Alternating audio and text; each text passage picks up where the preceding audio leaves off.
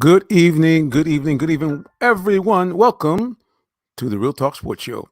I'm your host, the Minister Jonathan Simmons, and we're excited to be back here with you, broadcasting as we do each and every Tuesday on lots of different portals. First of all, I want to give a big thank you and shout out to those of you watching us on television, on the Roku channel, both on Phoenix Entertainment Group and on the C Room Sports and Entertainment Network. Thank you very much for watching us on that. And of course, our friends on Facebook Live, YouTube Live, Periscope, which is Twitter TV, and on Twitch as well. We're broadcasting on all platforms. And those of you who are listening to us on the replay on WIGO 1570, Atlanta's Incredible Radio. We thank you for that as well. So again, guys, we're just very, very excited to have you with us and to join us here on the broadcast. I'm going to do a little housekeeping right here and get everybody set.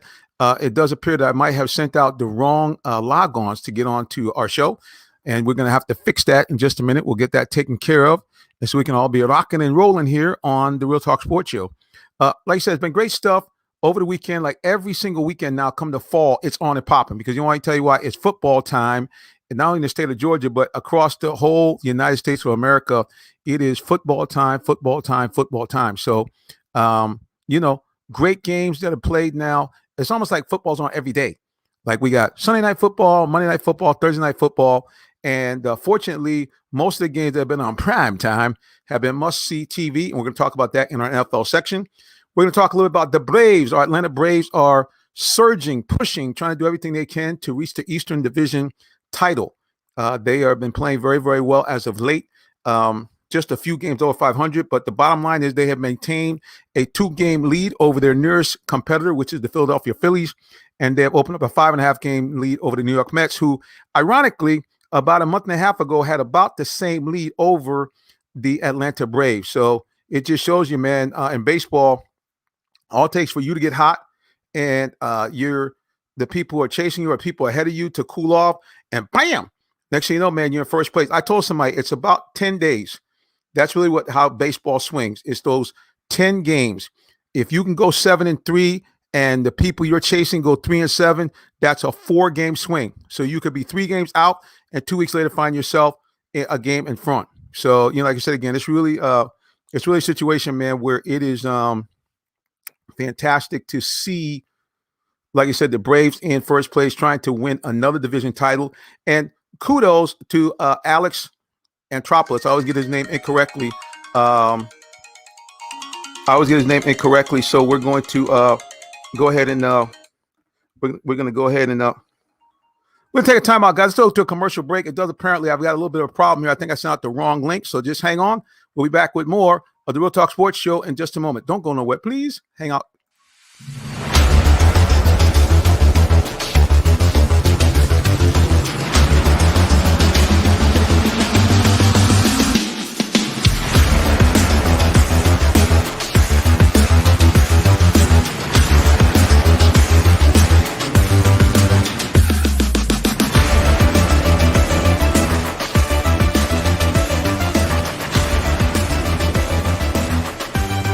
Are you in the market for a new vehicle? Well, check out Allen Vigil Ford Lincoln in Morrow, Georgia.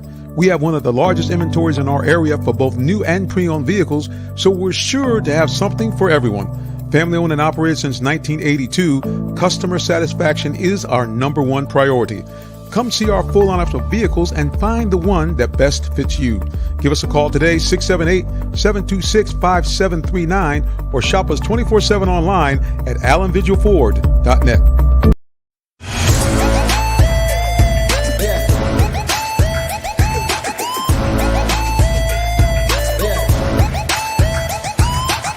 This is OJ Howard with Real Talk Sports.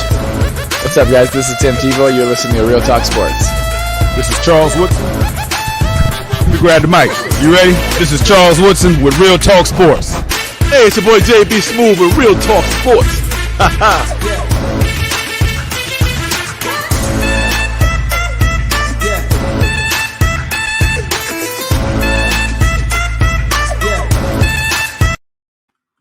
All right, guys, like I said again, we're having a little bit of technical things going on here. Sent some wrong links out, so please tell you guys, just bear with me about another minute. We'll get our co-host set up. You're listening to the Real Talk Sports Show, and we'll be back in just a moment. Don't go nowhere, please. Thank you. Did you know that Allen Vigil Ford in Morrow, Georgia also has Lincoln? Over 35 years of using the Vigil Touch to provide excellent customer service, works hand in hand with the Lincoln Motor Company to provide a luxurious and seamless way to acquire your next luxury vehicle. Lincoln has an array of full-service complimentary owner benefits. These benefits include hospitality partnerships, service pickup and delivery, all which can be accessed through the Lincoln Way app. You can even contact the 24/7 concierge to have someone assist you. Come and see our great inventory of new and pre-owned Lincolns today. Call 678-364-7345 to make an appointment with one of our brand champions or shop 24/7 online at allenvigillincoln.net. Okay, guys, we're back here. Like I said, again, we had a little bit of a technical difficulties here. We just, the way it goes sometimes when you're doing something live, but appreciate those of you hanging tough with us here as we talk sports as we always do. Like I said, again, it's been just the conundrum of sports. Lots of great things going on here in Atlanta. Like I mentioned, the Braves are hanging tight with a 2-game lead over their the Phillies, 5.5 games over the Mets. So it's pretty cool that these guys are rocking and rolling and have another chance to win another Eastern Division title.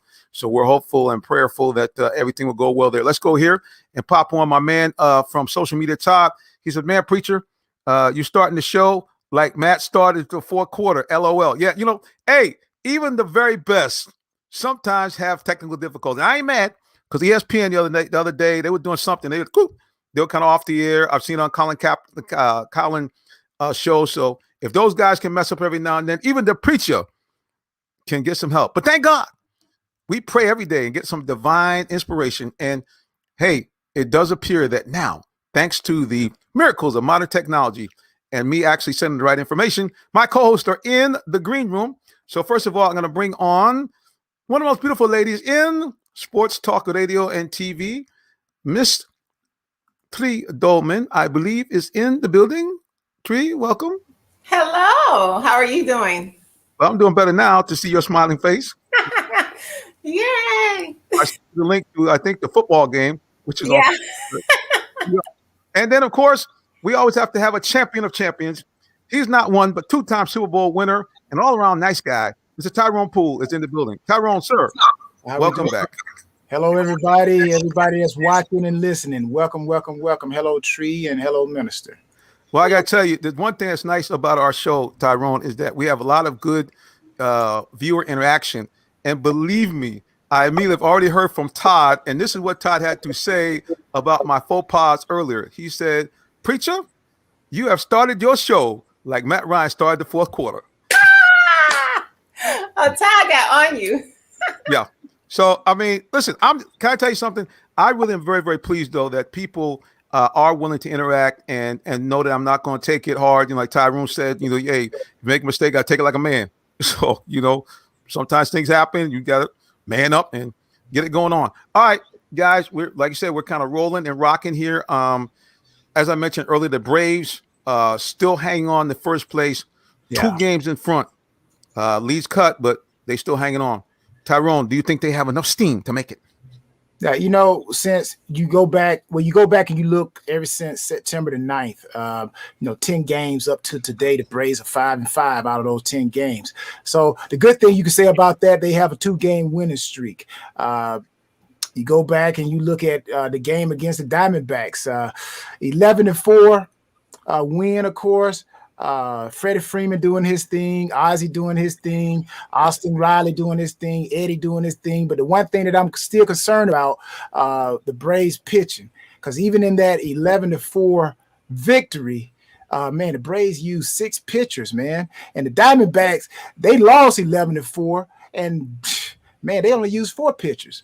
So, you know, I'm like, you would think it would be the opposite, but, you even go back to when the Braves lost against the Giants, at least they were able to take 1 out of those 3 games from the Giants, but they used 7 pitchers in the first game. even though they lost 5-6. So I'm still kind of worried about their pitching.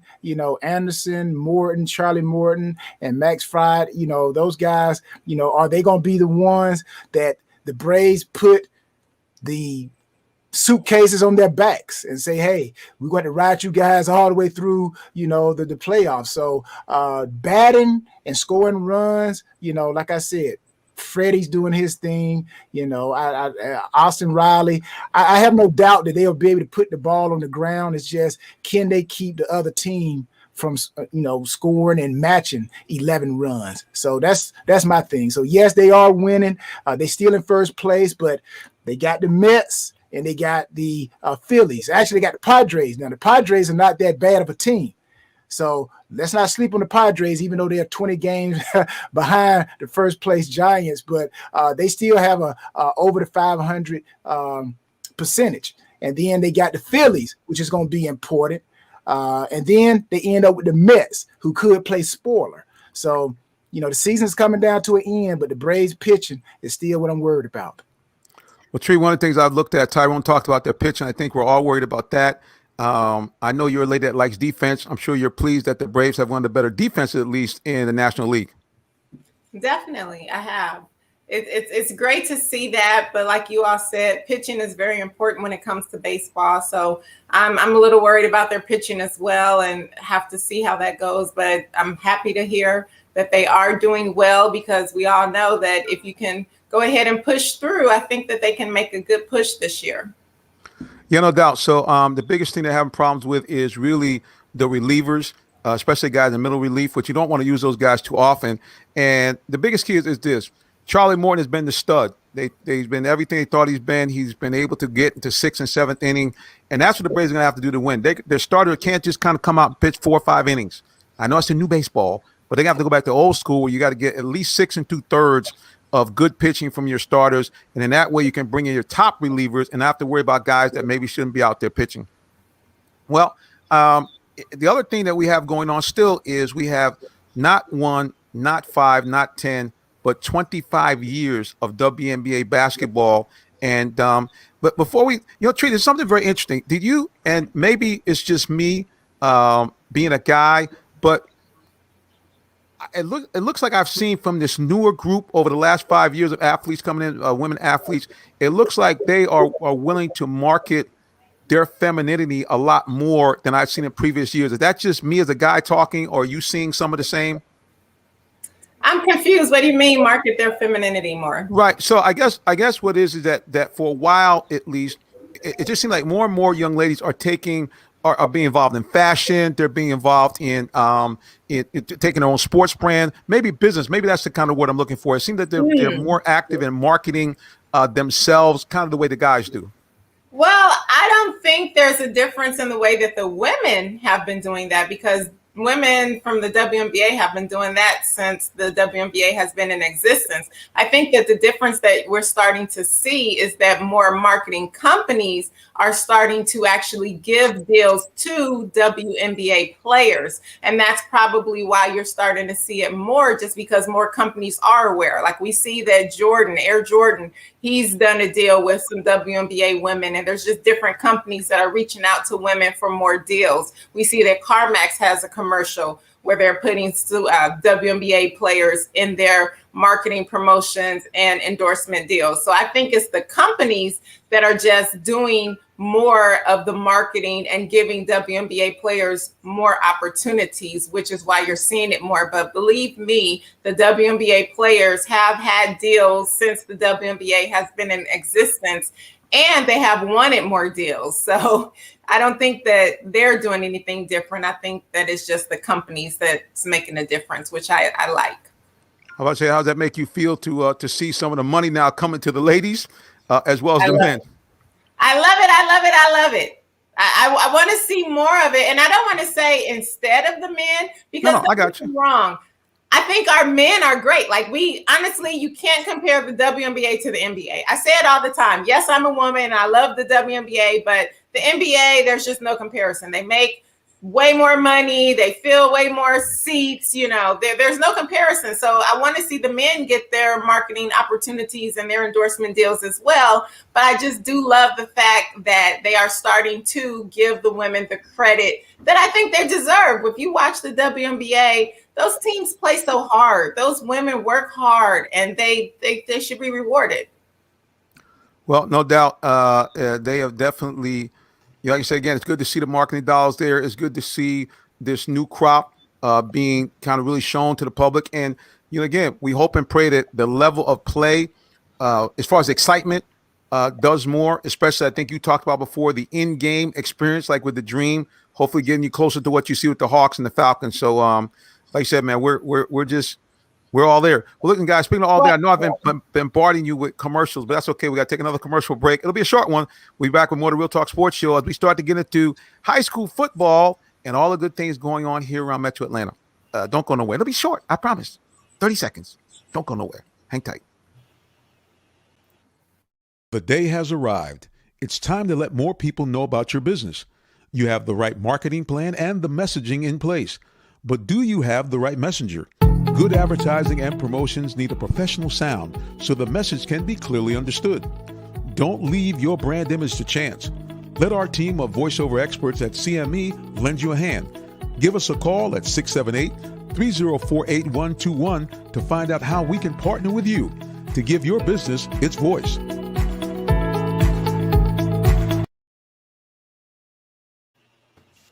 All right, we're back here. You listen to the Real Talk Sports Show. Going around the panel, it's yours truly, the Minister Jonathan Simmons. Right next to me, the lovely Miss Tree Dolman, and the champion, Tyrone Poole. Well, let's kind of finish up here with the WNBA, Tree, before we get into what's happening with high school football. What have you seen with our local Dream? What do you think it might take to kind of get them to kind of turn the corner? Honestly, Jonathan, I believe that this new ownership, that's actually what they're going to do. You see so many changes. I know that you and I have discussed in the past how deflated I was with going to watch the Atlanta Dream because it was just, in my opinion, boring, not the play, but just the interaction with the crowd. And now that I've gone to a game with this new ownership, it was really exciting and fun. And I couldn't wait to go back. And honestly, if it wasn't so far, I probably would have gone to more than just one game this season. But it really made me want to be a part of it. And you can just see that they are including the city and so many things. So I think that they are going to fill a lot of seats. And they did have a very large crowd for their last home game. Yeah, we're sorry we didn't get a chance to really get a chance to attend any of the games much this year. They're right in my backyard, but just our schedule would not allow it. So we're just looking for some big things. Tyrone, what do you think as far as, like I said, again, we know we're looking at from afar, the Dream. What would you like to see happen with that franchise? Well, I think Tree, hit right on it.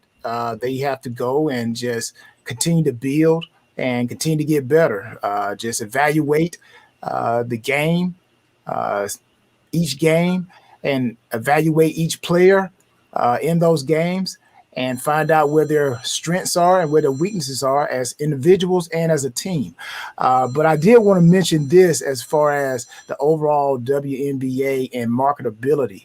What I would also like to see the WNBA do, haven't seen too much of it, and maybe somebody can correct me, but I would like to see some of the ladies that have retired get opportunities for marketing endorsements. It's like you see all of the current athletes. I know they just came out with the 25th year anniversary WNBA top 25 players. And of course, they have Deanna Taurasi as number one. And she's currently playing now. But when I talk about marketability, you think about somebody like Tamika Catchings. She finished in 2016. It's 2021. Is it WNBA or companies still utilizing her? Can she still make money? So I would like to see them do the same thing in the WNBA if they have not done it or they're not doing it on a regular basis. I would like to see them do the same thing they do in men's sports. You got people like Dr. J who ain't played in forever, and he's still doing commercials. So again, these are things that the WNBA and the ownership, as well as the team, I believe, overall organizations can do better as making it easier for those that have played and retired to still continue to be likable. Plus, I think it keeps the WNBA alive and keeps the history alive in the WNBA. Yeah, so I think one of the things they've tried to do, I know Lisa Leslie, I was reading an article about her. Certainly when we talk about some of the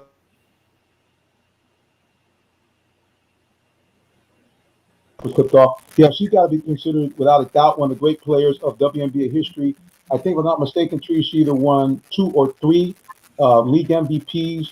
And when she was playing with the LA Sparks, I believe they won 3 or 4 WNBA championships. So, and she, now speaking of marketing, Tree will tell you she had been a kind of one of the ones that had been on the vanguard early on with her modeling career and fashion and so forth. And she's a spokesperson. I think she's now doing, I want to say, Fox Sports Florida as a color analyst with the Orlando Magic. So there's one woman definitely we can give a spotlight to of the great stuff that she's done with herself in terms of marketing herself and also keeping her name in the headlines. So hopefully she'll continue to do so as time goes on.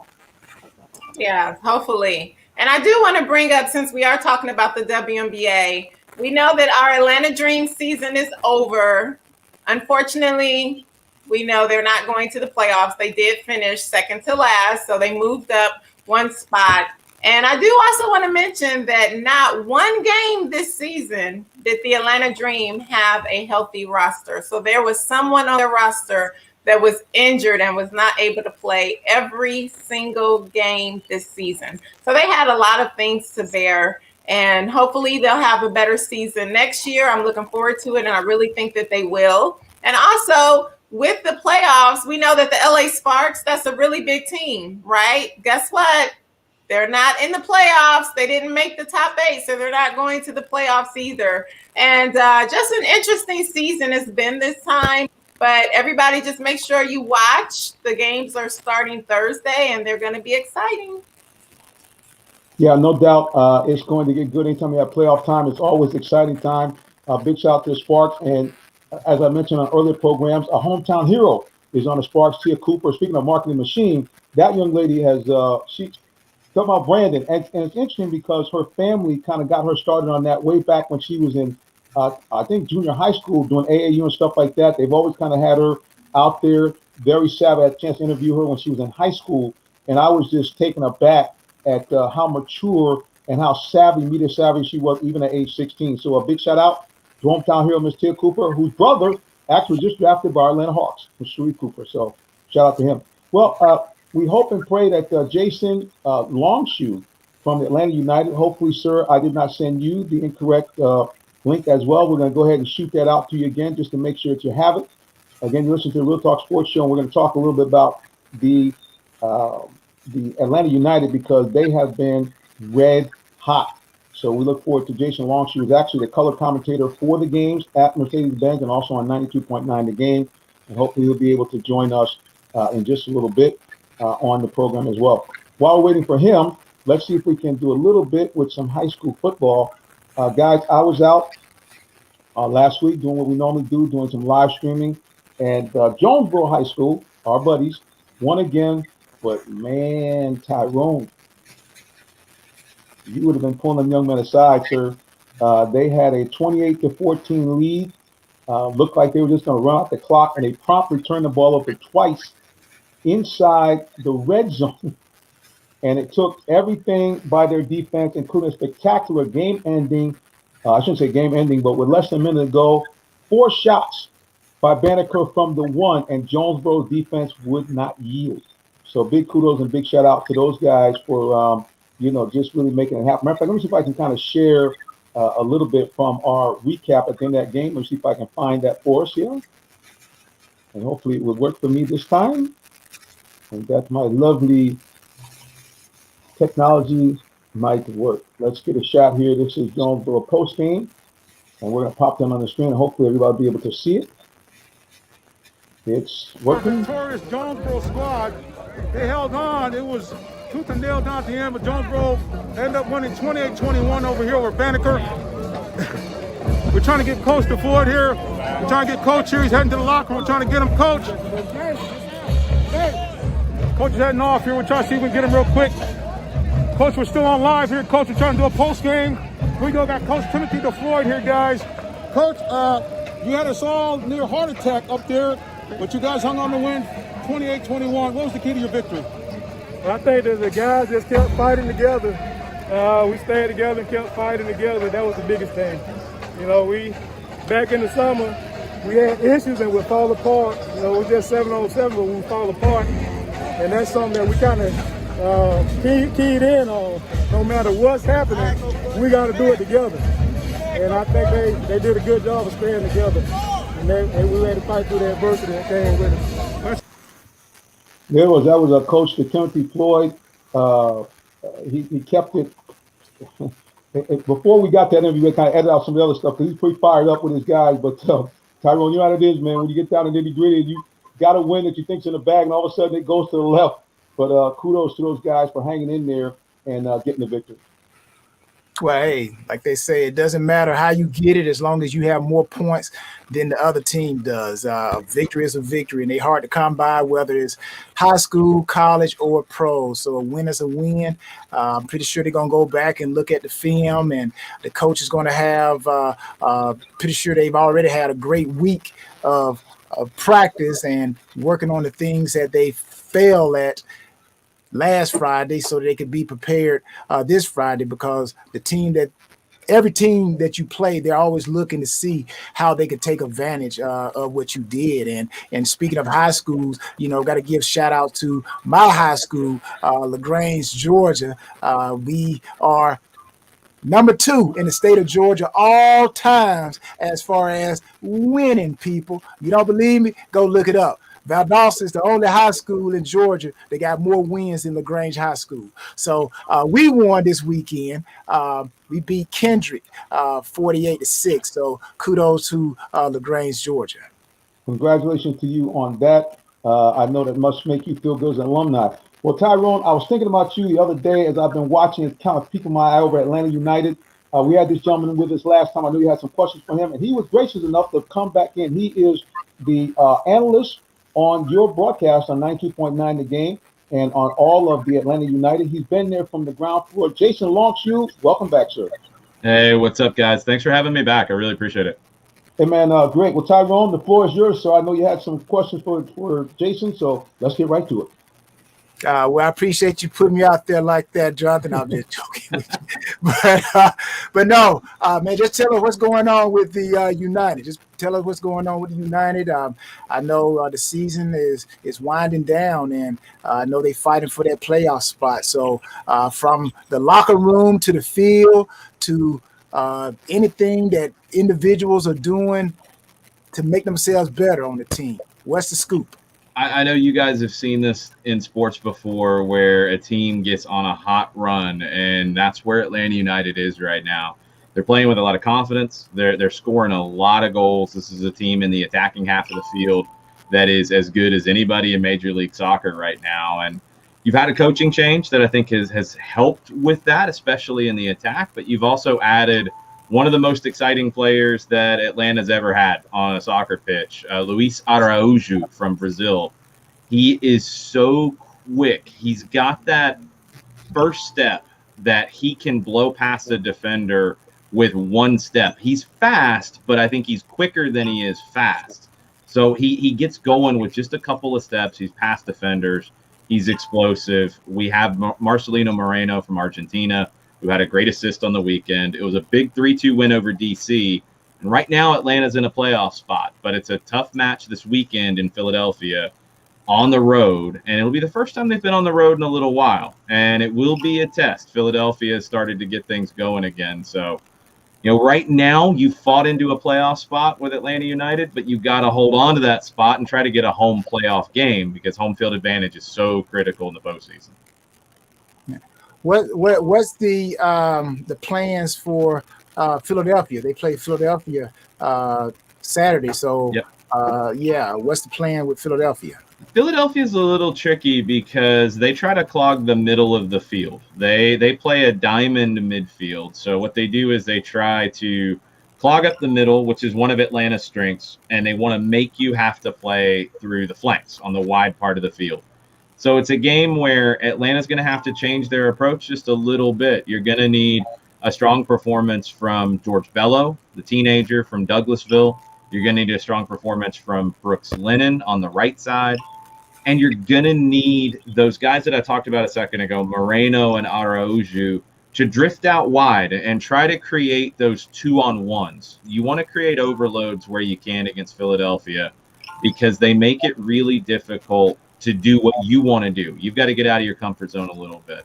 Philly's good on set pieces as well. And on those corners, on those free kicks, it's where Atlanta's had some problems at times defending. And they're going to have to be sharp and on point because Philadelphia comes in with a lot of confidence after a big win over Orlando on the weekend. Orlando's our rival. So it's always nice to see Orlando drop points and pick up red cards like they have been lately. But you don't want to see it come with Philly getting hot against Orlando and then having to play Atlanta. Now, Jason, ask you this last question. Now, myself being a professional athlete, and we would always say getting into the playoffs, it's a new season. Mm-hmm. And there are a lot of teams that wouldn't want to see us in the playoffs because we know we have that mental edge because we've beaten them maybe in the regular season. Then there are teams that we're like, man, we hope those guys get beat before we see them. Is there a team that the Atlanta United says, man, look at here, we do not want to face those guys. We hope they lose at some point before we face them? I think New England has to be that team for everybody because the New England Revolution could end up with the best regular season of all time in Major League Soccer. They're on pace to do that. And they're complete. They've got a goalkeeper who can win games on his own. That's one thing about this sport is you get a hot goalkeeper in the postseason, you can ride that all the way to a championship. But I think there's two big elements in the postseason, and Atlanta United's in a good position on both. You've got to have that goalkeeper that you can trust. You've got to be strong defensively because, if you're giving up bad goals, you're not going to win a trophy. Atlanta's good defensively. They're very good defensively with Miles Robinson, one of the best American defenders going today, with Alan Franco from Argentina, who's playing really well, and the guys I mentioned in Bello and Lennon. But they also have those game-changing attackers. And Araujo, Moreno, Joseph Martinez, obviously. This is an attack that can cause problems as well. You got to have both. Atlanta can do that. Atlanta is shaping up to be that team that nobody wants to see. But New England is that team that has done it all year long. They're going to be a challenge. They're going to have that home field advantage. I think they're the ones that are a tough matchup. But in the regular season, Atlanta's played them tight both times. And Atlanta wasn't at their best either time. Now Atlanta United, I think, is capable of going to Gillette Stadium and beating New England. But that's the toughest test out there. Do you have any questions for Jason while we have him on the line? Well, he honestly just answered my question because I was going to ask him how important it was. He kept talking about how we needed to have home court advantage, and I was going to ask him if we did not, did he think it was possible? But he just finished by saying that he does think that we can go in there and win. Yeah, and I think home field advantage, at least in the early rounds, is possible. Like right now, Atlanta's sitting, towards the bottom of the playoff picture. They have a favorable schedule. And when you go through and look at team schedules, they can get as high as third, I think. Fourth would get you a playoff game. I think they can get as high as third. But in my opinion, the Eastern Conference Championship is going to go through New England. I don't see them falling off before the championship match. Atlanta, if they get there, they're going to have to go and face New England at Gillette. And that's a tough place to play against a tough team. But you want to get that home field advantage in the early rounds to make it more comfortable to get there. Jason got last. I said I had no more question. I got one more. I'm going to Vegas. I'm going to Vegas in a couple of weeks now, and I need to bet on the Atlanta United. Now, my question is, I want to bet on them. Now, I'm asking you. You're the expert. What is the count? What is it? Are they 500 to 1 to win the championship? Are they 200 to 1? What's the book, so to speak, on the Atlanta United winning it all? They've moved around a lot because they started so slow. If you had been ahead of the curve, Tyrone, on this with Atlanta United and got them a month ago, you would have got probably 2,500 to 1, something in that ballpark, which would play out really well right now. In August, the last numbers that I have in front of me, Atlanta was at that point crazy, 8,000 to 1. That's changed a lot. I think right now, if you can get them in probably like 5, 6, 7 in that kind of range from the favorites top to bottom, you're looking at about 1,000 to 1 or so. And that's a really good bet because like we talked about, Atlanta's gotten hot here at the end of the season. You want to go into the playoffs playing your best soccer. They have the potential to do that. And they've got both sides of the equation with the defense and the game changers in the attack who can do it. I didn't even mention Ezequiel Barco, who's playing the best he's played since he got here a few years ago. 22-year-old Argentine who was going to get attention from Europe. When you can combine all of that, 1,000 to 1, that's worth a shot. That is absolutely worth that shot. It's ching ching. Let's go count it up, babe. That's what I'm talking about. As you can see, I had to put on my Robert De Niro yellow tinted casino shades since we talk about a little gambling here. But I will tell you one thing. You got to be happy as a guy that calls these games, Jason. I know early on in the season, it seemed like Atlanta United had lost the flavor of the bravado that they had in the early years, and the ability to score. And I think, if I'm not mistaken, 3 of their last 4 games, they've had 3 goals or more, and they just look much more like the explosive kind of fun team. And I saw a nifty move. I guess it would be the basketball equivalent of a behind-the-back pass. The new guy was dribbling in, and he did the right foot behind the left. I mean, that's the kind of soccer I think Atlanta is been looking for. I'm telling you, I need to get Trae Young and Luis Araújo comparing moves because they do a lot of the same things. I mean, obviously, one's with your hands, one's with your feet, but they both have that attitude of, I'm not just going to blow past you. I'm going to make you look bad in the process. And that's something special because players feed off of that. When Araújo can pull that off, then somebody else wants to give it a go. Then that defender might back off and give 5-10 yards because he doesn't want to be in that highlight shot the next time. That's how this stuff goes. And Araújo has brought some of that swagger back to the team. Barco's fed off of it. Marcelino Moreno, I highly recommend go watch the last goal Atlanta scored against DC from Saturday. Moreno takes on 5 defenders, beats them all, and puts in a pass to George Bello for the goal. It's just a special moment, and you're getting those kinds of feelings back at the Benz right now for this team. Well, like I said, man, I know for a guy like myself who's a novice, not really, a continual soccer fan, that's what kind of drew me in, seeing a franchise that had so much energy behind it, and then seeing that spectacular type of play on the court and the speed. I guess I think with the speed, I watched the guys, it seemed like they were back to the attacking mode. And it seems like, Jason, that's the key for Atlanta United to be able to advance in these playoffs. Yeah, you gotta be solid defensively. I think history shows that in MLS. MLS Cup, the winners are almost always very good defensive teams. But you gotta have those guys that you can count on in those games because, I mean, I think it's pretty universal. You get to the postseason, the games get a little bit tighter. It's not quite as high scoring, but you still need that guy that you can count on in that moment, that it's not going to be too big for them. Araújo's got that vibe. Barco's got that vibe. We've seen Brad Gazan lift a trophy before. He's a goalkeeper that you can count on. And watching Miles Robinson kind of grow up in front of our eyes. He was the first draft pick in club history. Didn't play a whole lot the first 2 years of the franchise's existence. Became a regular in 2019.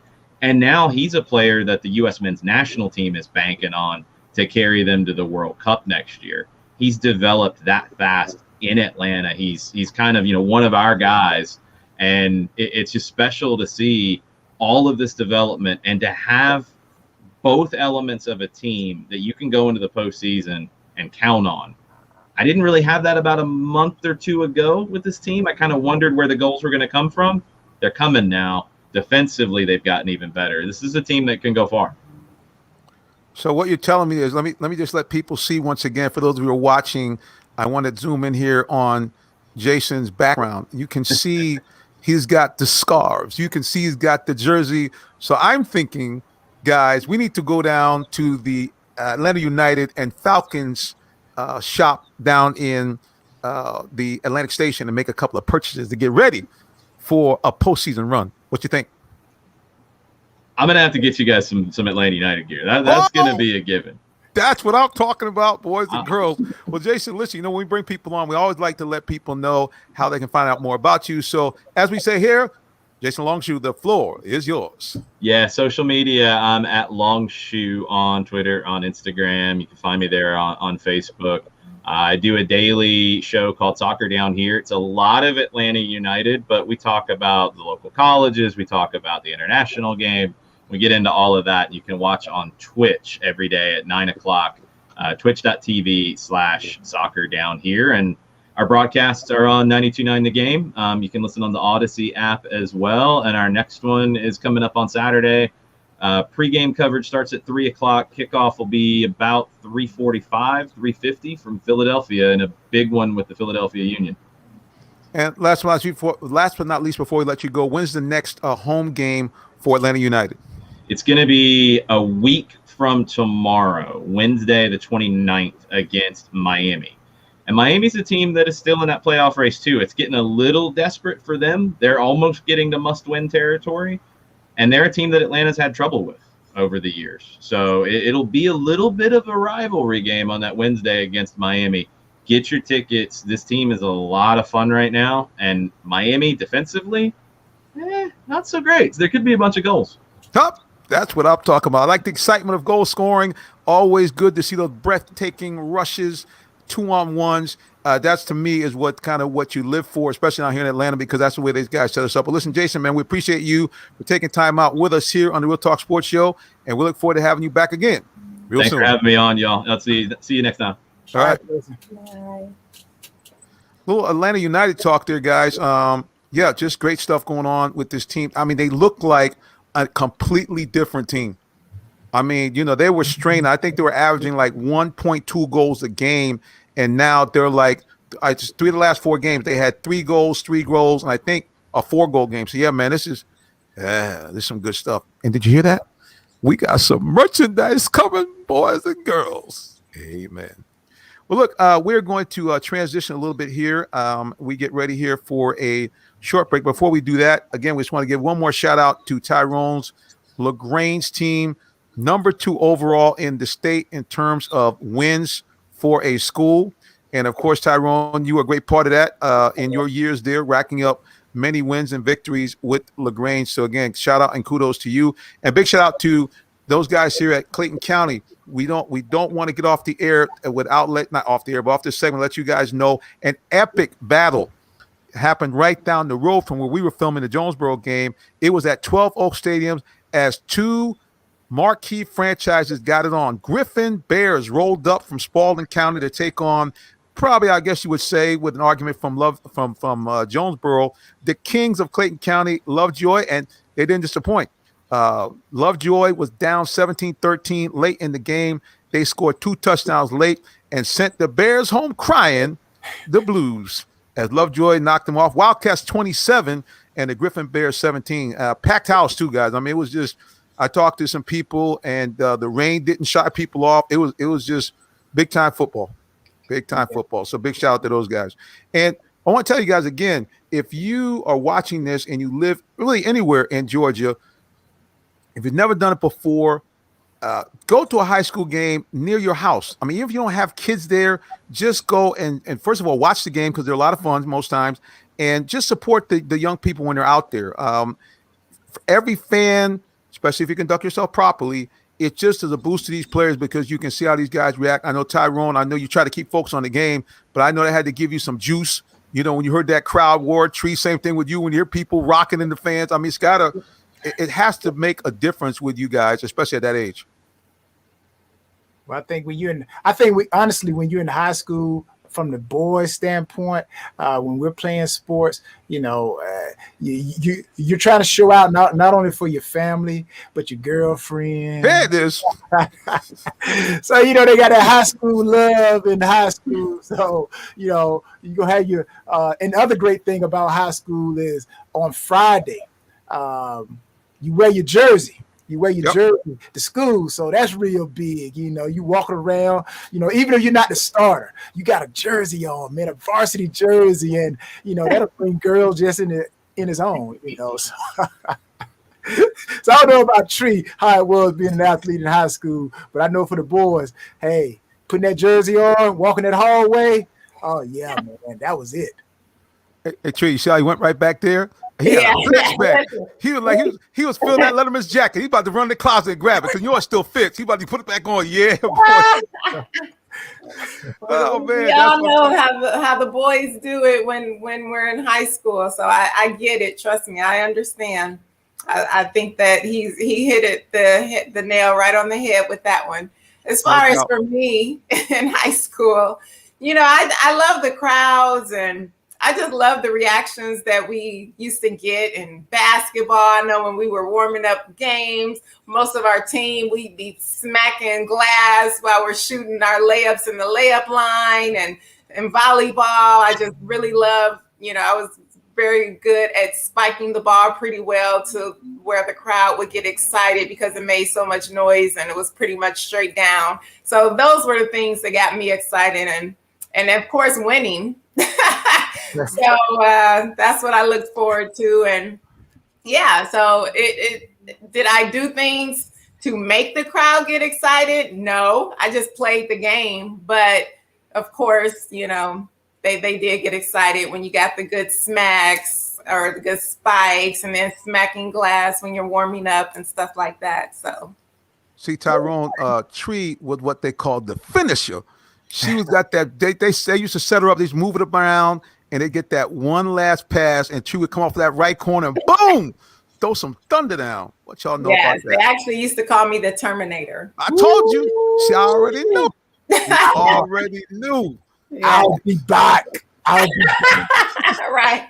That's what I'm talking about, guys. Hey, I can just see it right now. Tree, she do some spectacular play, and she point to her. Matumbo did this right here with the finger. Tree, she would say, "I'll be back." That's play. right. I'll be back. Well, that's. I can say I don't talk junk though, and I don't talk players. But that is funny if I did. I know at one point, when I played AAU basketball with my best friend, whenever she or I would get a spike, she actually came up with it. We would shoot our guns, like blow it out, and then we would put our guns back in our hips. So we would do that after we got a spike or a kill. So that was fun. It was like see, we knew she had an inner Tyrone. She tried to play it off. Well, no, I didn't do anything. But then she said, well, but in AAU, I showed her a little something. Well, listen, she got it in the veins. She got it in the veins. That's how it goes. Well, Tyrone, you said, I'll be back. And that's the truth, because we'll be back. You're listening to the Real Talk Sports Show. We're going to transition into, more football. We'll be back in just a moment. Don't go nowhere, please. Thank you. Did you know that Allen Vigil Ford in Morrow, Georgia also has Lincoln? Over 35 years of using the Vigil Touch to provide excellent customer service, works hand in hand with the Lincoln Motor Company to provide a luxurious and seamless way to acquire your next luxury vehicle. Lincoln has an array of full-service complimentary owner benefits. These benefits include hospitality partnerships, service pickup and delivery, all which can be accessed through the Lincoln Way app. You can even contact the 24/7 concierge to have someone assist you. Come and see our great inventory of new and pre-owned Lincolns today. Call 678-364-7345 to make an appointment with one of our brand champions, or shop 24/7 online at allenvigillincoln.net. like the little groovy beat in that commercial. All right, we're back. Welcome to the Real Talk Sports Show. We thank you for those of you who are logging back on with us here as we now transition and talk a little football. Guys, first of all, Tyrone, HBCUs in full throttle. What did you see in the game that matter of fact, first of all, let me ask you a question. You broadcast the game this week, I presume, sir? Yes, sir. Every week, we had my alma mater, Fort Valley. They came up short against Lane College. And the great thing about Lane College and Fort Valley, they both had NFL prospects on their team. Lane College actually had about two receivers that were NFL prospects, and they had about 3 defensive guys that were NFL prospects. And Fort Valley had a couple of guys, but the most known of the bunch was the receiver, Shamar Bridges.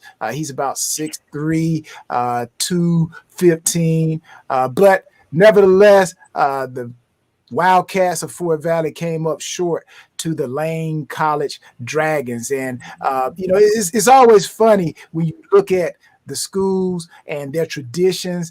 And one thing that the Lane College coach, Coach Brown, said was after every victory, the next morning, they ring the bell. They got a bell that they ring.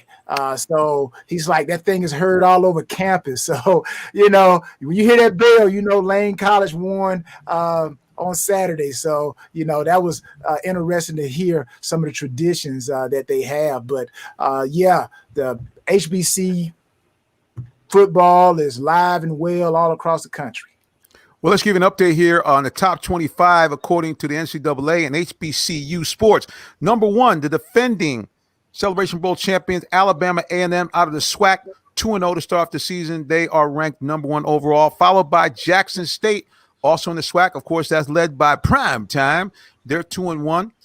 North Carolina Central, a team that has won multiple Black College championships. They're 2-1, ranked at number 3. North Carolina A&T, another team that has won. They're ranked number 4, even though they've lost both of their games. And that's because of the fact that they've played off against Power 5 teams such as North Carolina and Duke. South Carolina State in the top 5, also with no wins because they have played a Power Pack schedule. And my good buddy, if you're listening out there, Elaine Armster, Florida A&M FAMU is number 6 overall. Alcorn State, number 7. Arkansas Applying Buff, number 8. Prairie View, number 9 at 2-1, and round out the top 10, Bethune-Cookman. But it's interesting that you have 3 teams in the top 10 that have not won a game, but they're ranked very high because they have played top quality D1 opponents. So hopefully they'll have a better record as time goes on. But that's your top 10 from the HBCU football. Well, you also have football at, what do y'all call them? What's it called again, Tyrone? The PWIs? That we call the other guys?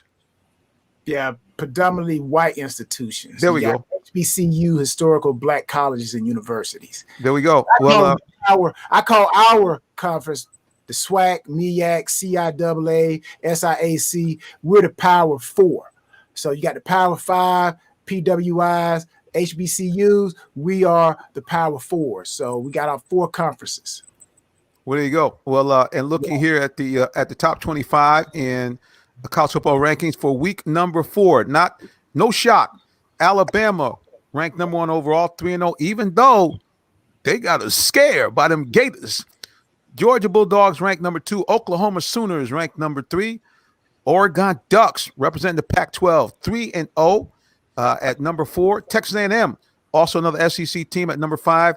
Iowa representing the Big Ten, 3-0. Clemson still hanging out in the top 10 at number 7 overall, 3-1 record, 2-1 record. The only loss to the Georgia Bulldogs. The Penn State Nittany Lions made a big statement, knocking off Auburn in a whiteout game in Penn State, 28-20. They are now in the top 10 at number 8. Cincinnati, that's my dark horse team, y'all. I'm just telling you, putting out there right now. They played here in the Chick-fil-A Bowl last year, did very well at number 9. And the Fighting Irish of Notre Dame, number 10. And for some strange reason, Florida still ranked number 11, even though they took Alabama to the mat. I don't quite understand that. I'm kind of baffled. Because did either of you guys get a chance to watch any clips or any part of that game between Florida and Alabama? And I guess not. Okay, there you go. It was such an earth-shattering game, but it was a great game. Alabama jumped out to an early 21-3 lead. Looks like they're going to blow them out. Actually put money on the game that they would cover a 19-point spread. My money is gone. Woo! It's gone. Yeah, that money. That money got gone in a hurry. Yeah, but I give Florida lots of credit for coming back and storming back and really had an opportunity to win the game late. But Alabama holds on. It's like Coach Nick Saban says, hey, I don't care how we win them as long as we win them. So, but see, this is one thing people have to understand too. It really doesn't matter whether you're playing a team that is 0-5, 0-10, or 10-0, or 5-0. When you got two teams that are kind of like rivalry, you throw the records out the window. It's like I don't like you and you don't like me, and it brings the best out of you. So I never look at, and it's hard to even bet when two rivalries are playing each other. I don't care what the point spread is, because they are going to play each other different, because there are a bunch of emotions caught up in it that people don't account for. And then you got the intangibles, coaching and players getting injured and things like that. So rivalry games, usually those games can go either way. So once again, Tyrone making me feel some kind of way because he said, hey, you never bet on no rivalry game. I just said Tyrone lost my money. And the next thing Tyrone said, well, you never bet on no rivalry games. Oh, Lord have mercy. Hey, that'll teach you. Next time you see rivalry, you see Georgia and Florida playing, man, just call it even and don't bet. Go bet on Cincinnati when Cincinnati plays Georgia. Then you go bet on that game, because it's going to be true football played. But when it's two rivalry teams playing, man, you throw the records out the window. So in other words, you're saying, preacher, keep your money in your pocket. You probably shouldn't be betting no. That's really that's it. Well, just to kind of clarify, the bet that I make is a weekly thing that I do between myself and Mr. Alan Vigil, who is a proud sponsor of our high school football. And that's kind of our thing that we do every week. We bet the Florida game every week because he's a diehard Florida supporter. So I had to put my money out, and it got gone. All right, let's go to social media here real quick. Let's take a look and see who's got some comments here. We'll go to social media, and bam, it's our man, Mr. Todd. He is saying, okay, he said, well, that used to be true, Tyrone, on Rivals. He said, but Georgia Tech gets killed by Georgia every year. Hey, man, hold up. That's not I'm not even gonna count that a rivalry, man. That's just they just happen to have the same first name, and that's about it. That's about it. I'm like, other than that, I'm like, I don't even know if Georgia Tech cares about football. I'm just gonna call a spade a spade. All right. They're more of a tech school. I just call a spade a spade. I know they care, but I'm like, I don't think they care to the point like Georgia. Georgia, like, we're going to find some kind of way to get this top guy into our school because he can score touchdowns. Tech may say, you know what, unless he got a 4.0, he's not coming here. So, okay, I'm sensing there was a lot of different shade being thrown by Tyrone. I'm over here looking for my shades, Jonathan. Man, that's just what it is. That's just what it is. Hold up. This is what I have to do every now and then to get this thing clarified here. Okay, you've been talking a lot of junk here about this whole Georgia and Georgia Tech, and it's all about Georgia. Now, don't get me wrong. Georgia has had a lot of wins against Georgia Tech, especially in recent years. However, let me just go to, I'd like to call the stats, the videotape. Let's just take a look at what's happened over the last 10 years. That's recent history. Let me see if I can blow this screen up because my glasses are gone. So I'm going to have to kind of the screen screw up a little bit. Okay. I started following Tech right before they hired Coach Paul Johnson, a guy who they said, hey, he plays high school football, 3 yards in a cloud of dust. Georgia had the legendary Mark Richt. Let's take a look here, starting in, see if they go back here to 2009. Did they do it for me? Oh, darn it. Here we go. Let's take a look here. And I'll find in just a second. Bear with me, folks. Okay, here we go. All right. In 2014, Georgia had a pretty darn good team. They brought in some guy, I think Was Kirby Smart there? He might have been there. Not yet. Okay. 2014, Georgia Tech went to Athens and bit off some of the hedges. Matter of fact, that's where they had a famous picture of the Georgia Tech guys run off the field as they scored a touchdown with about 35 seconds to go to knock off the vaunted Georgia Bulldogs 30-24. Oh, but wait. Georgia says, we've had enough of Mark Richt. Let's hire a new coach, Kirby Smart. 2016, Coach Johnson, once again, takes his Yellow Jackets and upsets the Bulldogs. So that's 2 wins in 4 years. So I'm just saying, don't keep busting up Georgia Tech. Hold up. I thought you were giving us a 10-year history. No, I can't go back that far. You can't say that's 2 wins in 4 years. All right, hold on a second. Okay, let's go here. I'm gonna help him out. Go ahead. You go back now again. I'm just looking at again overall the actual mindset of winning at particular schools. Some schools want to win. You go to some like the Pac-12. They probably care more about education than the SEC. The SEC, not saying that the SEC doesn't care about education, but they said we're gonna create football here. So when I go back, I look at Georgia Tech, 3-7 last year, 3-9, 7-6, 5-6. 2016, they 9-4. The best record they had from 20 with the last 7 years was 11-3, and that was in 2014. They've only had double-digit wins twice. The last, 2009, I'm looking at, they were 11-3. 2014, 11-3. Other than that, they've been single-digit winning. So I'm like, come on, man. If I'm an athlete coming out of high school, my main goal is go to the pros. Man, I'm not going to Georgia Tech. I'm going to Georgia. Hey, it is what it is. Just that you know, sir. Did you know you mocking Georgia Tech? Do you know that? I'm just calling spell. I'm reading that history. I'm reading out the. Hold up. I know you're throwing shade. You're doing good. You're doing real good. Okay. Do you know who is the field goal kicker for the team that went to the Super Bowl the last 2 years? Do you know what school he came from? He was a Pro Bowl kicker. You know where he came from? Georgia Tech. Doggone it. He came from Georgia Tech. That's right. Bud Kerr on Kansas City came from Georgia Tech. Do you know that the first African-American punter that we've had in over a decade is now playing the NFL? You know what school he came from? Georgia Tech. Do you know who's one of the best linemen on the Patriots right now? I think his name is Shaq Mason. You know where he came from? Georgia Tech.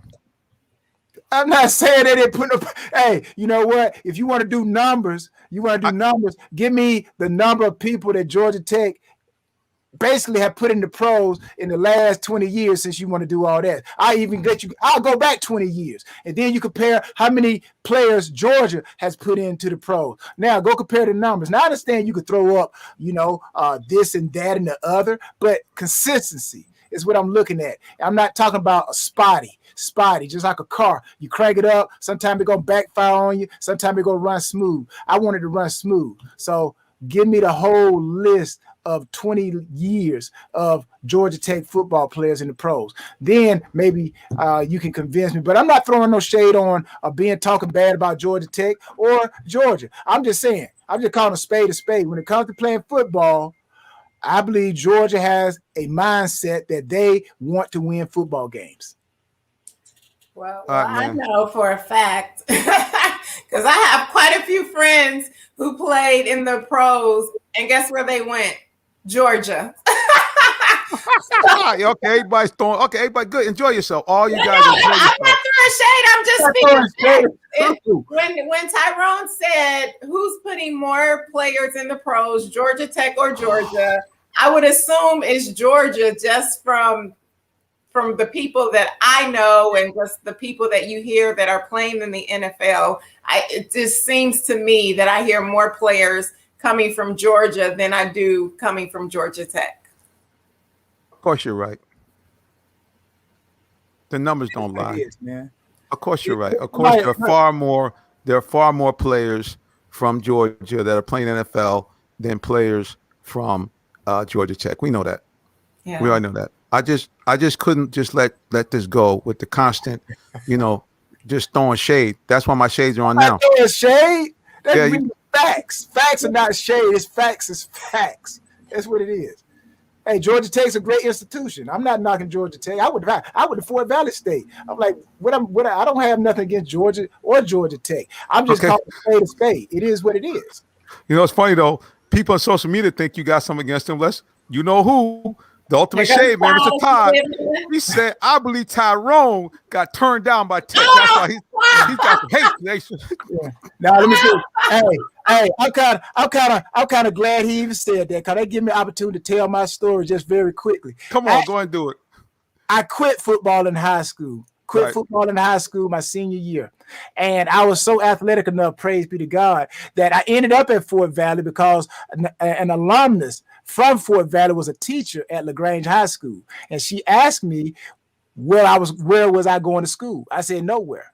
So she said, hey, you want to go to Fort Valley State? So I tell people it could have been very well somebody, an alumnus from Georgia Tech, could have been an alumnus from Georgia, could have been an alumnus from the University of Kentucky. So happened she was from Fort Valley, and I went and did my magic at Fort Valley. But I say all that to say this: when I got drafted, Kevin Steele, who I think Kevin Steele is the D coordinator at Auburn, he was a linebackers coach in Carolina. So it's a tradition that the defensive coaches meet the draft picks. And at the time, when Dom Capers was putting his coaching staff together, Kevin Steele was in Nebraska. So Kevin came up to me and he said, hey, I remember you from high school because we were recruiting you. So now put that in your pipe and smoke it. I was being looked at as far out as Nebraska. And we probably, if I go to Nebraska, I have no doubt in my mind, we would have came and crushed Georgia Tech. So put that in your pipe and smoke it. How you like them apples? Wow. Not putting your pipe and smoke. But it's funny that you say that, because I was about to say that regardless of the path that you took, which you never know who would have been recruiting you for college, but you still ended up in the NFL and not a one, but a two-time Super Bowl champion. So you did your thing, regardless of the path that you took. Praise God. That's right. I mean, yeah. So we had a lot of action there in that one right there. Put that in your pipe and smoke. And smoke it. It's hilarious. And everybody's smoking now too. That's a whole nother story. We'll get off of that right now. All right, guys. God's coming back with something. Lord have mercy. All right, we're going to take a quick 30-second break because we got to talk about Game 2 for our Atlanta Falcons. And well, you ain't gonna know who it is until you come back. We listen to the Real Talk Sports Show, and we'll be back in just a moment. Don't go nowhere. Thank you. Are you in the market for a new vehicle? Well, check out Allen Vigil Ford Lincoln in Morrow, Georgia. We have one of the largest inventories in our area for both new and pre-owned vehicles, so we're sure to have something for everyone. Family owned and operated since 1982, customer satisfaction is our #1 priority. Come see our full lineup of vehicles and find the one that best fits you.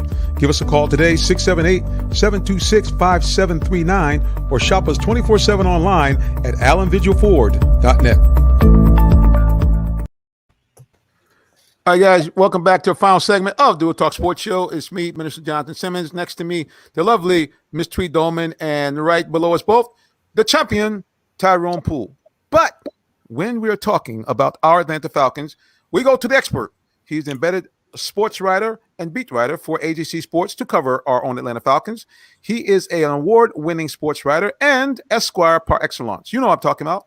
The Q man himself, D. Orlando Ledbetter, is in the building. What's going on, sir? Hey, greetings, Reverend Simmons, Miss Tree, and Tyrone. Thanks for having me on the show today. Hi, D. Look, hold up, guys. He ready. He got the fedora on, boys. He's ready. Yes, sir. Yes, Listen, he always needs to be in GQ magazine. Come on, you know what he's talking about. He got it on today. Yes, sir. All right, let's get right to it. Everybody's been waiting for it. All right.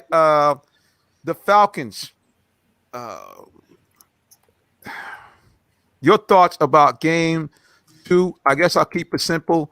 How would you grade the Falcons? What kind of grade would you give them, D-Led, after that Game 2 performance? Yeah, you gotta give them an F, Reverend, when you get beat 48-25, when you give up that many points, and they got it close there for a second, and then the Bucks put their foot down, put it down hard. The Falcons couldn't do simple things like punting the football, not turning the ball over. not getting 3rd and 1s, 4th and 1. So, they talk about the little things and the details, but I mean, those are things that good football teams do, and they haven't shown that they're capable of doing them yet.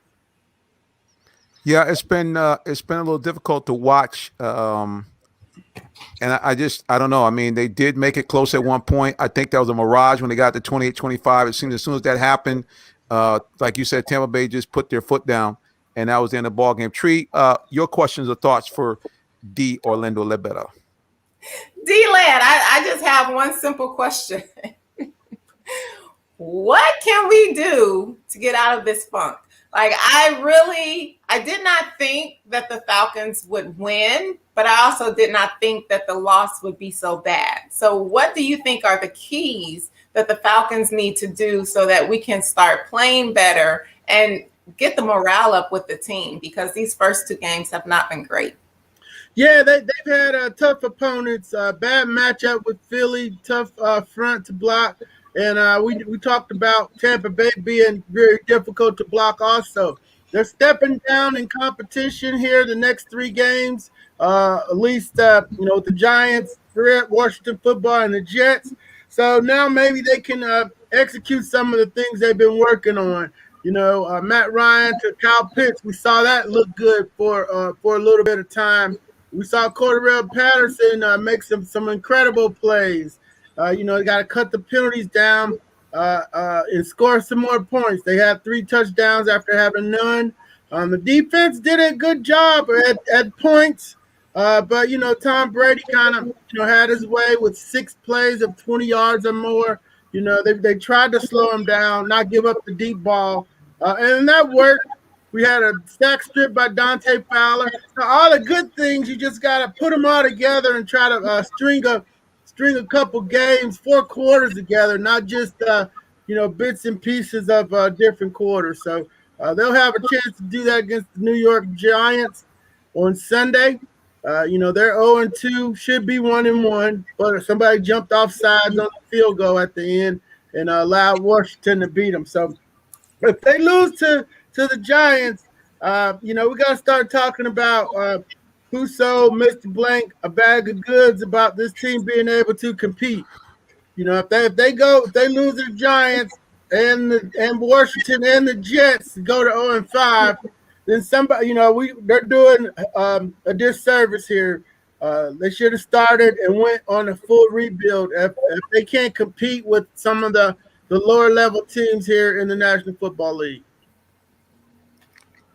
Now, when you say compete, you mean basically these are games they should win. Yeah, we talk about no more victories. We need the real victory. Yeah, we need a W against these teams. It's not a given anymore that that they can go out and compete with these teams. So we haven't seen them play a full game. We've seen a lot of mistakes. You couldn't give you got the game, you got the ball. You're down 3. It's 3rd down and 1, and you can't block. You lose 3 yards. So you got to punt from the 11, and your punter shanks the ball. So, now we got to see, just the basic, football, good football play, good high-quality football here before, the Falcons could return to some respectability around the National Football League. Wow. I got about 3 questions for D-Led here. First, we're going to start with Matt Ryan. Okay, Matt's already been sacked 4 times. Okay, we know we got a 17-game season. Is it possible that this guy could be on his back about 32 times this season? Do you expect the offensive line to get better? No, Tyrone, it's been my teachings that the offensive line doesn't get better over time. You either blocking or you can't. So, maybe if Matt Gano comes back, they can get better at one of the positions. But it's been my teachings that, hey, you kind of know after 4 games what your line is, and they know what their line is against Tampa Bay. They tried to throw the ball in under 2 seconds. And it worked for a while until Tampa Bay timed it up and started batting everything down. So yeah, it's a line that they got to run the ball, Tyrone. They got to run it consistently against, the lesser fronts. They couldn't run it at all against Tampa Bay, but if they could run the ball, then that'll cut down the obvious passing situations, which they can't block, and keep Matt Ryan upright. Kyle Pitts. So far, he's been targeted 14 times with only 9 receptions. Do you think the Falcons should get him more involved in the offense, or do you think he's right where the Falcons want him at? What do you think about Kyle Pitts' performance so far? Yeah, that's about right. I mean, my scout guys told me that, hey, you probably wanted to take Penny Sewell because he's going to be in the game for 72 plays. He's going to play 72 plays. Kyle played 59 in the first one, 59 in this one. I'm cheating here. Played 57 of 72 snaps, 79%, and then 49 of 72, 68%. But I think it's about right. You're only going to throw him the ball. He's going to affect 10 to 15 plays a game. So if he catches 8 of them, that's right on point. He caught 5 this game and 4 in the first one. So, maybe you can get him the ball a little bit more. But like I said, if the quarterback's laying on the ground, kind of hard to find old Pitts out there. Yeah. My last question, I'll let someone else have opportunity. Defense. Let's jump over to the defensive side of the ball. Right now, they have 4 sacks, no interceptions. Do you think that's going to be a problem? Yes, I do, Tyrone. We have been talking about the pass rush for years. The sack strip by Dante Fowler, that was a good play. We hadn't seen that in a while around here, so that's promising. The Marlon Davidson had a sack and a couple quarterback hits, so those 2 guys got going. And as far as the secondary is going to be in a pretty bad shape because A.J. Terrell is in the concussion protocol. And so you're looking at starting T.J. Green, former Clemson kid, or Isaiah Oliver outside. So, the secondary is going to have to step it up, and they need to get a little bit more push up front from the pass rush. So I know that, Tree, that makes you sound happy because you're a defensive queen. Defense wins championships. See, she right to the point. She just said, hey, that's the bottom line. Well, I mean, watching the game, yeah, did I think that it was good to see, as I had put on Twitter, we have a Dante Fowler sighting. It was good to see him come off the edge and look like himself. And Marlon Davidson, another guy that, they draft him, I think, 2nd or 3rd round. They expect him to be a great push agent alongside Grady Jarrett, so it's good to see that. But, again, it's hard to judge a defense when you either are letting the other team get the ball in a short field with the best quarterback that ever lived and a team that clearly, even watching Baltimore and Kansas City, Tampa Bay looks like they might win this thing again, man, because they just look like they have no weaknesses right now. I mean, from what I can see. Let's go to social media and grab some questions here. First thing that we're going to grab here is our good buddy, Mr. Todd, and he actually is coming behind my question. My question was, should the Falcons consider benching Matt Ryan? And so Todd followed up with basically to D-Led, what game does Ryan get benched if, in fact, or excuse me, what game does Rosen start if, in fact, the losing continues? The coach has got an ego, and he's getting impatient. I think Mark Bradley wrote a column discussing this issue. I think the Falcons, if they're rebuilding, they did Matt Ryan a disservice in bringing him back. They should have went on and traded him too, because this team isn't good enough to compete for a 500 record in a playoff spot. He deserves to be in Denver playing for somebody competing at 36. You're not going to bench Matt Ryan for Josh Rosen unless you're 2-9 and the season is totally gone off the rails. So that's the only. Matt Ryan's not the problem on this team. I've been saying that for for whoever wants to listen. When you can't block up front, quarterback is kind of limited in what he can do. And getting those passes tipped was a function of his line not being able to hold the guys back and getting them down low so he'd have time to throw. So, Matt Ryan's not a part of the he's not benching Matt Ryan doesn't do any good for the team right now. Let me ask D-Led this. Calvin Ridley, I said it before the season started. I said that he's going to have the Julio Jones experience this year.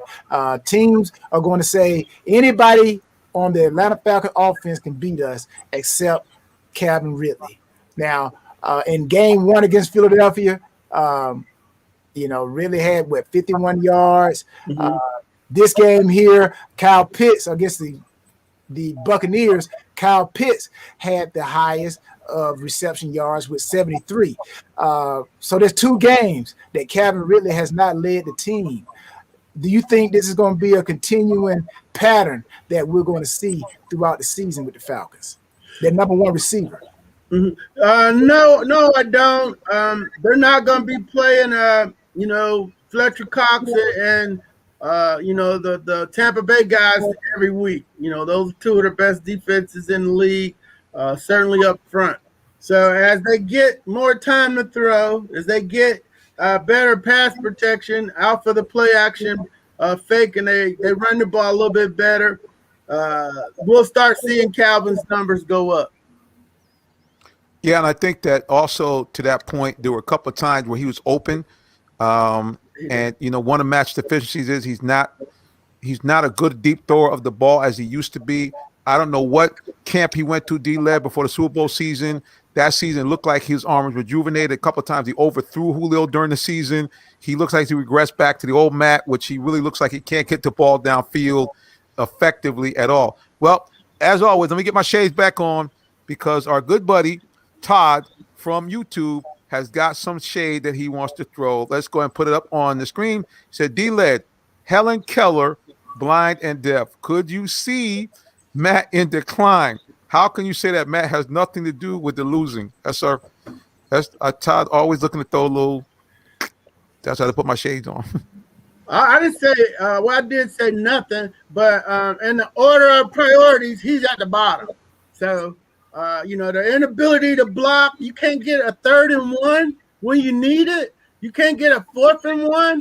The short yardage offense is a problem. Not being able to move the line of scrimmage is a problem. A defense that's giving up 6 chunk plays of 20 yards or more, Matt Ryan's got nothing to do with that. So, everybody around here knows you build a line where Matt Ryan can step up in this pocket, you go into the playoffs every year. Now, the team has failed him. They haven't built that line, and he can't, he hasn't been able to sit in the pocket and distribute the ball like he did for most of his career here in Atlanta. So, the folks, the pass out to Ridley, that was a little short. That was a play that Julio would have made for Matt. Calvin can't. He's not 6'6". He's not as big as Julio. So, you got to win some of them balls and help your quarterback out. And Julio would have done that, but they don't have Julio anymore. So, Calvin's got to do that. But I'm not. They're missing the whole point if all we're doing is focusing on Matt Ryan when the whole front line can't block, the cornerbacks can't cover, you don't have a pass rush. And, you're just fighting to stay in games. So, I mean, I can go down a list, but by the time I get to Matt Ryan, it's about 25 other people in front of Matt Ryan that I got to deal with. Let me ask you this, D-Led. Okay, the Falcons are sitting 0-2 right now.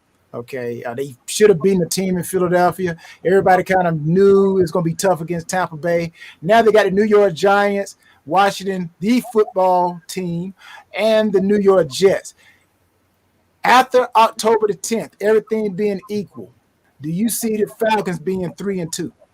I do not, because I didn't have them beaten. I didn't have them losing to Philly, and I didn't have them beating Washington football. So, Best I got is 2-3, and if they could upset Washington football, which lost their quarterback, but they got Chase Young and a defensive front. So anybody got a defensive front scares me. So because I know they can't block. So 2-3 is where I think they're headed, and that's not a very good place right now. Well, one of the things I'm kind of baffled at, I think we touched on this last week, is that if you got something that kind of works, why don't you stick with that? For whatever reason, that stretch one, kind of the modified Falcons version of the Packers sweep, that seems to be the one way they've actually been effective in running the ball. Now, I know you just can't go to the well, but for so often, but I'm just kind of surprised they don't run that play more, that toss sweep. That's another play that seems to have been effective because what's been going on, either they're able to get to the corner or Davis or Cordell have been able to take that step and then cut back inside for some good gains.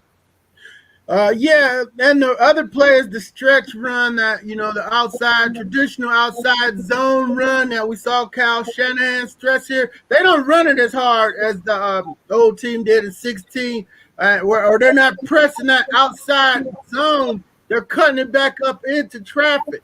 They got to run that, keep running it to the left, to the right. Then the bootleg passes are open. But I understand Matt Ryan doesn't like to turn his back on the bootleg, so they toss it out there. And it's not the same effect. Me and Cunningham have noticed that. I don't like the toss sweeps. Those don't do anything for me. I want the outside zone stretch play where you're going out to the, Peyton Manning did it for years with Edgerrin James and them up there.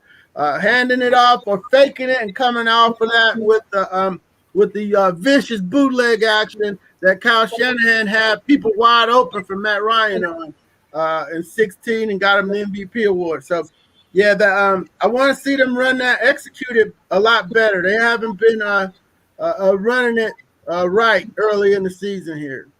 Heck, I share a little quick story. D-Led talking about Peyton Manning in that stretch, right? And it just goes back. I'm talking about how the intangibles can help you win games against great offenses. And of course, everybody knew I played with New England. But when I first got to New England, Peyton Manning always had trouble. And I know we're talking about the Atlanta Falcons, but I had to tell this story talking about the stretch with Matt Ryan. And people never could stop that stretch play that they were running Indianapolis. Like D-Les said, Peyton would give it or fake it to Edgerrin or Joseph Adai, and next thing you know, you see Marvin Harrison streaking across the field on that post. Well, we kind of figured it out a little bit. Belichick figured it out. So what we did, we actually brought our corners up. We only played 2 coverages against Peyton. We played cover 2, we played man, and we played 2 deep under. Every once in a while, we'd throw a little blitz in there. But we kept moving around. So what we would do, we would bring our corners up, press the receivers. Now, what that did, it allowed our safeties for about 2 to 3 seconds figure out if it was a run or if it was a play action or if it was a play action pass. Because what it did, when we brought the corners up, the receivers are taught to block the first level. If we're up press corners, we are now first level. If we're playing off, it's hard for the safeties to determine if that receiver is going to block or if he's running a route. So now the safety gets confused. So that's what we did in New England. We walked our corners up, and we were going to force Marvin Harrison or Reggie Wayne to tell our safety like that, at the snap of that ball, whether it was run or if it was pass. If they were blocking us, it was straight run. If they were trying to avoid us, elude us, it was pass. Stay back, safety. So, hey, it's chess, not checkers, people. Yeah.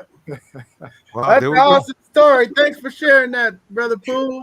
I like that, kind sir. Well, because we had a little bit of a bumpy start, this one we're going to go a little overtime here, take another 5 minutes out as we continue to talk about our Falcons. All right, so I think we hit on a couple of different issues here. We've seen a glimmer of hope for about a quarter and a half against the defending Super Bowl champions. D-Led, what would you think would be the very first thing that they would need to clean up? And by the way, against the Washington football team, they have hope because remember, Jalen Mayfield was lights out against our man when they were in college. Yeah, no doubt about it. Maybe Jalen could stabilize that thing. He had a much better show in his second outing. no penalties there. But yeah, you definitely want to get the running game going. This team, if they're gonna win, if they're gonna beat anybody, they gotta run the football. And then you could talk about Kyle Pitts and Calvin Ridley and all these other things. So you got to run the football, stay in short yardage, third and shorts, and then Matt can do his thing. He's we ain't trying to throw 9 routes all day. He's gonna hit crossing routes. He's gonna hit guys shorts. They're gonna have catches yards after the catch. But to set all that up, they gotta run the ball. So New York, they lost to Denver and they lost to Washington, but I don't see nobody really committed to trying to run the ball at them. And they got Blake Martinez at middle linebacker, then 2 Georgia kids on the outside, Azeez Ojulari and Lorenzo Carter from Norcross. So they got a little bit over there on defense, but if the Falcons are gonna get moving in 2021. They need to get in the I formation and run the football. Yeah, I don't know if I got the right terminology, Tyrone and D-Led, but what's this? Is the 3 tight ends, is that what they refer to the 31 set when you have 3 tight ends in? Do I have that right? Well, basically what they do, they 3 tight ends, 1 back. Go ahead, D-Led. Yep. Yeah, that's 3 tight ends, 1 back, 31. But they're running a lot of 21 and 22. And see, I guess my thought is that you got 2 pass catching tight ends, and then you have a veteran blocking tight end. I was just thinking on run plays, or what would be considered obvious run plays, that you would run more 3 tight ends, because that's one of them is a wide receiver. And I'm thinking that you would have more opportunities to make Kyle Pitts be available to make a big play, because on that 24-yard catch and run, we did the one-hander. If that ball had been another inch or 2 forward to the right, he might have taken that to the house. I mean, I'm thinking that kind of, I don't want to compare him to Jerry Rice, but that ability to take a 5-yard play and turn it into a 15, 20-yard play, similar to Julio Jones, I think Kyle Pitts has that potential. Yeah, he did flash that potential, but I still want to see him run the football. I'm not worried so much about passing, because they're going to have to run the football and keep that defense off the field. But yeah, that he definitely. I want to see him in the red zone, and if he could take a 60 yards, that's fine. We see Travis Kelce take a lot of balls short and turn them up the field, and Darren Waller, and so you got your version of that. And Coach Smith, he played 4 tight ends over 200 plays last year in Tennessee, so the tight ends are gonna get a lot of action here. All right, let's go to social media one more time as we get ready to wrap it up. This from Ty. Said, D-Led, what is your take on the coach so far? He's still learning his ways. He's a rookie coach, making rookie mistakes, timeouts early, 10 men on the field, not knowing the challenge rules. So, when you get a rookie coach, you're going to get rookie mistakes. So far we've seen that. So, I mean, he's fine. Once you get a rookie coach, you got to live with him, and hopefully, he finds his way and stuff and manages the game a lot better than they've been managing it so far. All right, last question for the Queen, if she has one. Go ahead. Oh no, I don't. But thank you. But we want to make sure that we let the Queen take the floor. Well, it's time to go, guys. You know how we do it. Anytime we have people with us, we always like to make sure that everyone knows how they can be found on social media and on websites. So, D. Orlando Ledbetter, the floor is yours. Yes, you can find me on Twitter at DOrlandoAJC, on Instagram at DOrlandoLed. Website is AJC.com for our subscribers. We have the Bowtie Chronicles podcast dropping at 8 a.m. tomorrow, and the Cover 9 at 9 blog at 9 a.m. every Wednesday on AJC.com. Thanks for having me. There you go, boys. And you can see he is always ready with the purple and gold because he is part of Omega Phi Psi. There it is right underneath. AJC.com. Check him out. You can find him anywhere at D Orlando Led or D Orlando AJC. All right, kind sir. Until the next time, God bless you and have a good night. All right, let's go to Mr. Tyrone Poole. Sir, the floor is yours. I want to say this real quick. I know we were talking about numbers. You know, people hear the terms. They got 21 personnel on the field, 10 personnel, 11 personnel. For those who don't know, give you a little bit of insight on how those numbers are called. Basically, it's only 5 people that can go out for a pass, if you didn't know that. So the first number indicates the number of running backs. The second number is the number of tight ends in the game. And then the last number, of course, going to be the receivers. So if you got 21 personnel in the field, that means you got 2 running backs, 1 tight end, 2 receivers. If they say they have 11 personnel, that's 1 running back, 1 tight end, and then they have 3 wide receivers. 10 personnel, they got 1 running back, no tight ends, and 4 wide receivers. So that's your crash course for football, and hopefully to make it better on Sundays when you hear that being used, or if you look at your favorite sports show like Real Talk. But you can follow me at Tyrone Poole 38 on all social media. That gave us enough time to put up the official at Tyrone Poole 38. All right, sir. God bless you. Until the next time, see you again, sir. All right, let's go here. Let's go one more time to our good buddy, Mr. Todd. He has one more comment. He says, "I'm gone. Tyrone is taking my pipe and smoking it." There you go. That's my boy. He'll come with something. All right, Queen. That is hilarious. He's crazy. The floor is yours. Hi, everyone. My name is Latresa, and you can find me on all social media at It's Latresa, as well as Ms. America International 2020. It is all in purple, boys. You know how we do it. All right, guys, it's little old me. So you can follow me anywhere on social media. Actually, follow the show at Real Talk Sports 7, or you can follow me personally at Minister J Sims. That's the word minister spelled out, the letter J, and then SIMM. Or you can contact me also. If you have a great sports story, you have someone think that we should bring on, high school, college, or pro, doesn't matter if they're doing something good. We'd love to have them on. Send me an email at jsimmons@realtalksports.net, or give me a call on the cell, 678-410-9833. Well, you know, the minister can't leave you without this quick question. Do you have a relationship with God? Do you know the Lord Jesus Christ is your personal Savior? If you don't, I'm going to implore you, please, ma'am, please, sir, get to know him today. Why? Because there's nobody like Yahashua HaMashiach. That's the official government name for Jesus Christ. Nobody loves you like him. Not your mom, not your auntie, not grandmama and them, not your bae, not your boo, not your BFF. Nobody. Why? Because he made you. And number 2, he did the ultimate thing for you. He died for you, and not just for you, but when he died on that cross, he took the sins of all mankind and put them up there on that cross. And then when he rose from the dead, he had a gift in his hands called salvation. And if you accept this, here's what happened. 2 good things. Number 1, you become a citizen of the kingdom of heaven.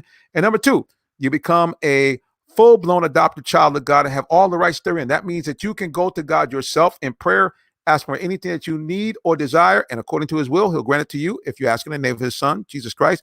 And number 2, when you leave here, you get to a happy place called heaven, where there's no pandemic, no politics, no bad people, no pain, no death. It's beautiful and sunny all the time. Why? Because God himself illuminates the entire kingdom. And you avoid that unhappy place called hell, where all the things that are in heaven are not going to be in hell. So you're going to have pain. You're going to have problems. You're going to have bad people everywhere. It's going to be dark. It's going to be stinky. And you're cut off from God forever and a day. I don't know about you guys, but I like option number 2 instead of option number 1 and option number 2. All right, guys, until the next time when you see us again, God bless you and have a good night. So long.